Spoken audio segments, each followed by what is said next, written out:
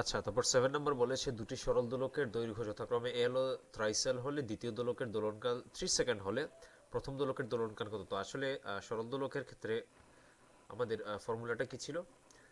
আমাদের ফর্মুলাটা বেসিক্যালি ছিল হচ্ছে T equals to 2 pi into root over L by G, এটা ছিল না?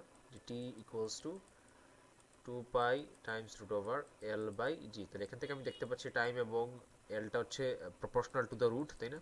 টাইম হচ্ছে গিয়ে রুট ওভার এল এর প্রপোর্শনাল ছিল। তাহলে আমি যদি এই ফর্মুলাটা লিখি এখান থেকে, যে T2/T1 equals to T2/T1 equals to হয়ে যাবে রুট ওভার L2/L1। এখান থেকে আমাদের কি বের করা লাগবে?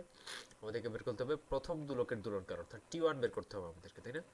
তাহলে আমি T1 সমান কি বলতে পারি? T1 সমান বলে ফেলতে পারি হচ্ছে T2 টাইমস L1/L2। এই যে এটা ওই পাশে গেলে সব করে ফেলবে, তাই না? তাহলে এখান থেকে আমার প্রথমটার দোলনকাল কত ছিল? প্রথমটার দোলনকাল ছিল হচ্ছে মেবি 3 সেকেন্ডস, তাই তো? প্রথমটার দোলনকাল ছিল দ্বিতীয়টা না, প্রথমটা ছিল, হ্যাঁ দ্বিতীয়টা ছিল 3 সেকেন্ড। তাহলে আমার T2 ভ্যালু হচ্ছে কি কত? 3 সেকেন্ড।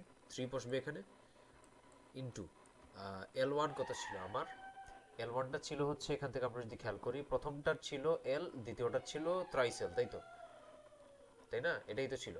তাহলে প্রথমটা ছিল হচ্ছে আমাদের এল, পরেরটা ছিল হচ্ছে ত্রাইসেল, তাই না? তো এখান থেকে আমার এল এবং এল কিন্তু ক্যান্সেল আউট হয়ে যাচ্ছে। তো ইভেনচুয়ালি এটা হয়ে যাচ্ছে আমাদের 3/√3। পরে 3কে আমরা লিখতে পারি √3 whole square, √3 whole square by √3। পরে এটা ক্যান্সেল করলে আসে হচ্ছে √3। তাহলে আমার আনসারটা হচ্ছে কি এ নাম্বারটা, √3।